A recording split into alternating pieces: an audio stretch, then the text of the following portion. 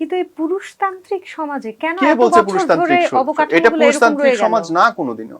বাহির থেকে তো আমরা তাই বিশ্বাস আমরা করি, আমরা তাই বিশ্বাস দেখি। আমরা বিশ্বাস করি বিকজ আমাদেরকে সেভাবে বোঝানো হয়েছে এটা পুরুষতান্ত্রিক। কোন দিক থেকে পুরুষতান্ত্রিক সমাজ দেখেন? একটা পুরুষের দুর্নাম করা মুহূর্তের ব্যাপার। একটা আপনি এখন ঘর থেকে চিক্কু দিয়ে বাড়ায় যান, আমি সেটা খারাপ হয়ে যাবো, কি হয়েছে না হয়েছে জানি না, আপনি যে তেলাপোকা ভয় পেয়েছেন এটা কেউ ধরবেই না, বলে শালা তুই লুচ্চা, কোনো হিসাব থাকে না। আপনি পুরুষ নির্যাতন নিয়ে কাজ করেন, হ্যাঁ এটা নিয়ে কিন্তু কেউ কথা বলতে চায় না, কথা বলে না। হ্যাঁ, কারণ একটা ট্যাবু আছে পুতুল। ট্যাবুটা হচ্ছে যে সবাই মনে করে পুরুষ শক্তিশালী, কিন্তু পুরুষ কিন্তু দুর্বল। পুরুষের এই শক্ত খোলসটাই কিন্তু তাকে ভিতর থেকে ভেঙে দেয়, যে তার এই খোলস খসে পড়া দেখতে পারবে না কেউ, এবং পুরুষের চোখের জল ঝরতে নেই। এই যে একটা প্রথাগত কথা, ধারণা, এটা কিন্তু ভয়ঙ্কর। দেখেন, আমি জানি যে ধরেন একটু সাধারণ ভাবেই বলি যে আপনি একজন ওয়াইফ, আপনি কিচ্ছু করবেন না, বাসায় বসে থাকবেন, কেউ কিছু কথা বলবে? বলবে না। না, আমারও তো ইচ্ছা করতে পারে, আমার 3 মাস বসে থাকতে ইচ্ছা করতেই পারে, আমি পারবো না। কেন পারবো না? আমাকে কাজ করে খাওয়াতে হবে। কেন খাওয়াতে হবে? আমি কেন খাওয়াবো? অ্যান্সার কি? বলবে সমাজ। মানে সমাজটা বুঝলাম, কিন্তু কেন? লজিকটা দিতে হবে। তো কোনো কারণ ছাড়া তো আপনি আইন বানাতে পারবেন না।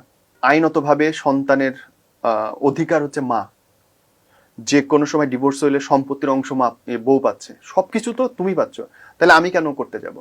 কোন লজিকে?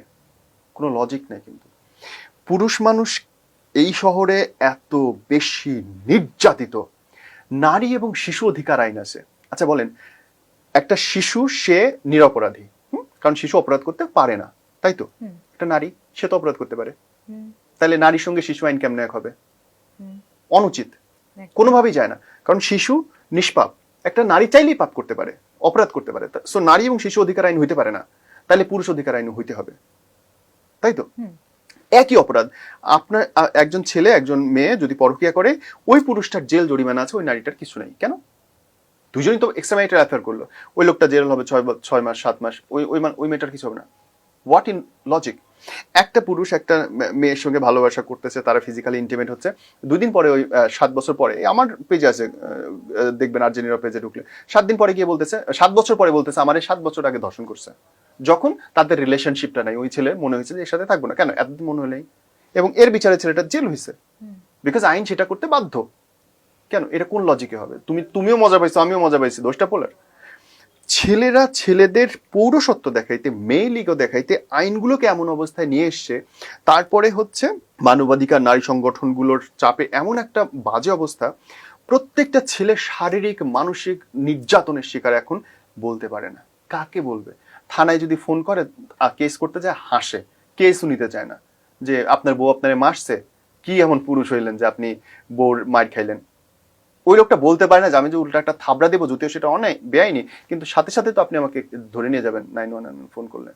সে কিন্তু সেটা বলার রাইটস থাকে না। একটা মেয়ে হাজারটা দেখবেন এখন পুতুল যে কোনো সময় গিয়ে হচ্ছে যৌতুকের মামলা দিচ্ছে, অথচ অনেক মেয়ের এরকম প্রফেশন আছে যারা আজ 2 3 4 5 7টা বিয়ে করে বেড়াচ্ছে যৌতুকে, কাবিনের টাকা উঠানোর জন্য। প্রায় নিউজে আসে। বিচার হয় না, কিন্তু বিচার অনেক বেশি অন্ধ, বিচার অনেক বেশি এক পেশে এই বাংলাদেশে। আমি ম্যান রাইটস নিয়ে কাজ করছি জার্মান একটা সংস্থার সঙ্গে দীর্ঘদিন ধরে, এবং পুরুষদের কান্না না সহ্য করা যায় না। আপনি যদি কোনো পুরুষকে কাঁদতে দেখেন না, আপনি ফেটে পড়বেন, যদি সত্যিকার অর্থে আপনি কখনো দেখার দুর্ঘটনাটা ঘটে। কারণ একটা দেয়ালকে ভাঙা দেখা যায় না, কিন্তু গুঁড়ো গুঁড়ো টুকরো টুকরো হয়ে যাচ্ছে, এবং অসহায়ের মতো। আইন তার সাথে নাই, তার পরিবেশ তার সাথে নাই, তার আশেপাশের কেউ কোনোভাবে একটা পুরুষের পাশে দাঁড়াবে না। একটা পুরুষের দুর্নাম করা মুহূর্তের ব্যাপার। একটা আপনি এখন ঘর থেকে চিক্কু দিয়ে বাড়ায় যান, আমি সেটা খারাপ হয়ে যাবো, কি হয়েছে না হয়েছে জানি না, আপনি যে তেলাপোকা ভয় পেয়েছেন এটা কেউ ধরবেই না, বলে শালা তুই লুচ্চা, কোনো হিসাব থাকে না। মানে এত বেশি দুর্বল সৃষ্টি পুরুষ, কিন্তু নিজেদেরকে খুব দেখাইতে গেছে আমি কাঁদি না, আমি পাহাড়ের মতো সোজা অটল, আমি পরিবার টানি, রাষ্ট্র টানি, ঘোড়ার ডিম টানো। টানতে টানতে এই যে পুরুষের এখন শুরু হয়েছে হার্টস্ট্রোক। কোনো মেয়ে হার্টস্ট্রোকে মরে না, সব পুরুষ মরতেছে। যার হার্ট আছে সেই তো হার্টস্ট্রোকে মরে।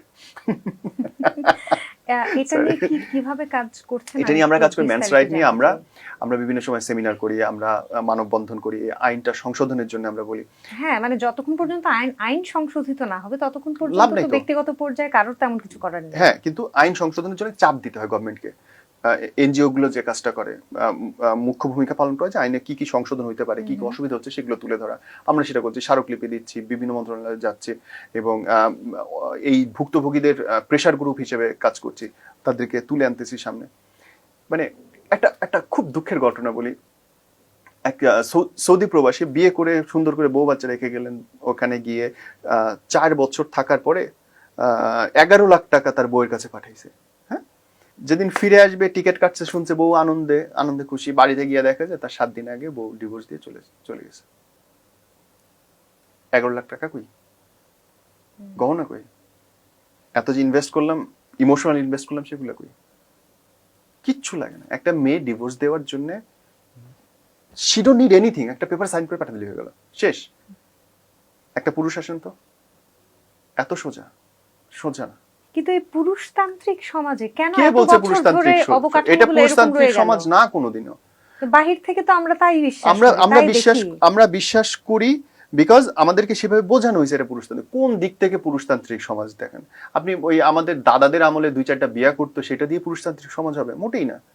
তা আমার দাদারাও দেখবেন যে দিনের পর দিন বারান্দায় গিয়ে ঘুমাইছে দাদির সাথে ঝগড়া কইরা। সংসারটা তৈরি হয়েছে মেয়েদের জন্য। পুরুষরা হচ্ছে প্রাকৃতিকগতভাবেই কিন্তু বহুগামী। একটা পুরুষ এক বছরে 700-800 কোটি সন্তান জন্ম দিতে পারে সাইন্টিফিক্যালি, একটা নারী পারে একটা বা 2টা। সো তার জন্য সে চেষ্টা করছে এটাকে সংসার নামক একটা বৃত্তের মধ্যে বাঁধতে, যাতে সভ্য জিনিসটা থাকে।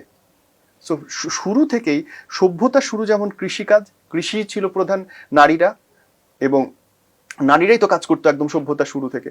সো সেই জায়গা থেকে তাদের কেন্দ্র করে, নারী কেন্দ্র করে উঠে আসছে।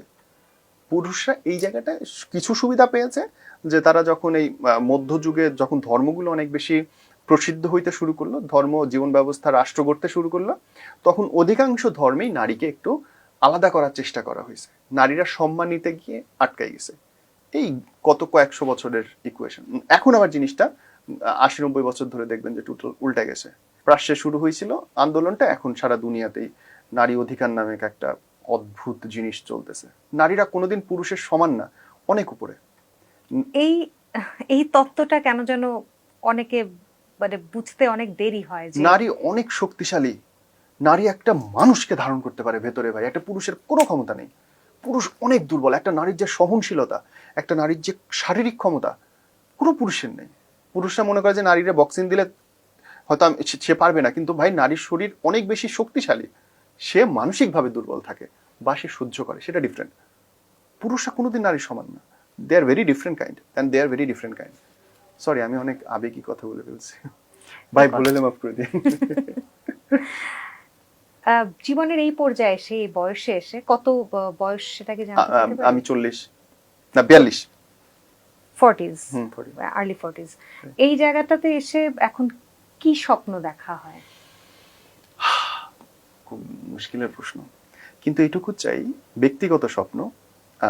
আমার নিজের কয়েকটা প্রতিষ্ঠান আছে, ব্যবসা প্রতিষ্ঠানগুলো যেন মানুষের জন্য হয়, মানুষকে কেন্দ্র করে হয় সেটা।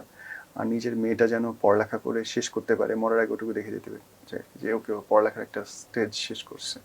আর একদম নিজের জন্য স্বপ্ন যদি কিছু বলি তাহলে? আমি জানি যে আমার কোনো স্বপ্ন পূরণ হবার না, সো আমি আর নিজের জন্য কিছু চাই না। এটা অনেক ক্ষত থেকে এমন কথা বলে। হ্যাঁ, অবশ্যই অবশ্যই। সেটা কি পরিপার্শ্বের ক্ষত নাকি নিজের ভিতরে তৈরি হওয়া কোনো আঘাত? আমার খুব বাজেভাবে চোখ খুলে গেছে। আমি এই পর্দাটা চাই নাই কোনোদিন শুরুক, কিন্তু চোখ খোলার পরে দৃষ্টি খুব বাজেভাবে ওপেন হওয়াতে না, আমার কোনো কিছু আর পর্দার মধ্যে দেখতে পারি না।